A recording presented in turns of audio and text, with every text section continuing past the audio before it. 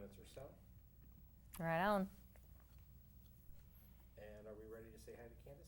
Go ahead and say hi to Candace for me. Hi, Candace. Good morning, Candace. Hi, Julie. Hi, Scott. How are you both? Fabulous. Thank you.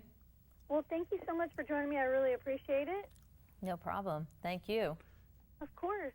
Now, Julie, you're an Olympic gold medalist, two-time World Cup champion, and you were inducted in the U.S. National Soccer Hall of Fame in 2007. How did you train to become one of the greatest athletes ever?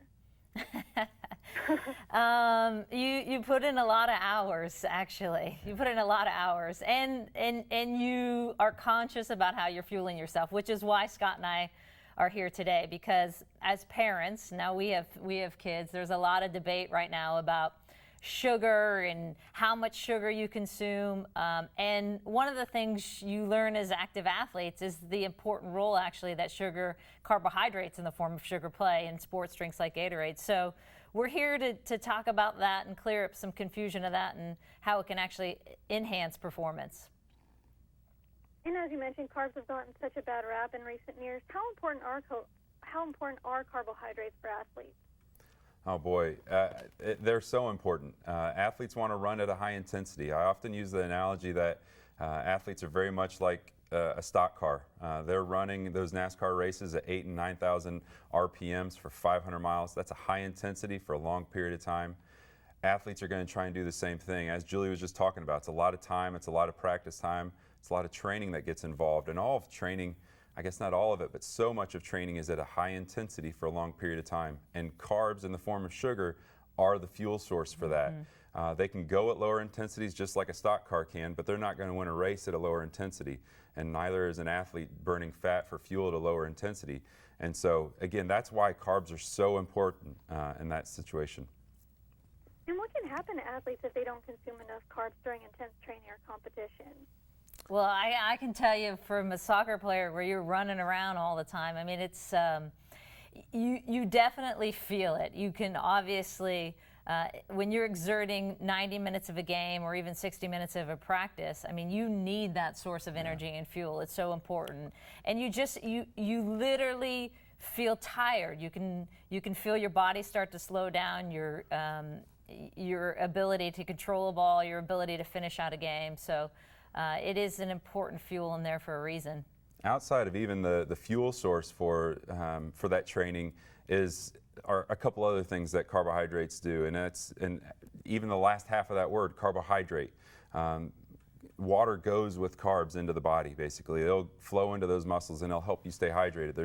There's almost as much research on hydration and performance as there is on carbohydrates and sugar on performance. And so we got to stay hydrated. That's very important. The other part of it is that it helps with decision making. Carbs are the main fuel source for the brain, and so you're quicker to make decisions, and almost all of sports require a lot of concentration. And are there any other important nutrients that athletes should add to their diet? Oh goodness. I mean, I think it's important that athletes not eliminate any really one food group unless they're completely intolerant to it. They should try and get a broad spectrum of all things. That's very cliche, but it's very true. Those whole grains, those fruits and vegetables, those beans and meats and dairy, they all have nutrients that do very good things for your body. So I couldn't just tell you 4 or 5 other things that they need to make sure they have. It's really important that they try and eat everything that they can across the board. And Julie, the Women's World Cup is due to start in a little over 20 days. Can you tell us about it, and do you have any predictions for us? Oh, the Women's World Cup happens, of course, every 4 years like the men's. And my predictions, there's 24 teams coming. The United States has won it twice. The last time they won it, though, was 16 years ago, which is crazy because the U.S. has won quite a few Olympics. But 16 years since the last time the U.S. won a World Cup. My prediction actually is that the U.S., if healthy, is going to take it. You heard it here, Candace. I can't wait. Scott is my witness, but I think they could do very well, especially with our neighbors just to the north. So it's almost like we're playing at home. Yeah. That's so awesome. I can't wait for that. And well, thank you both so much. Where can we go for more information? Well, Candace, 2 websites that I think are really great for athletes. One would be the Gatorade Sports Science Institute, and the other would be the Australian Institute for Sport. Both provide a lot of really great information across all boards of nutrition, certainly not just carbohydrate.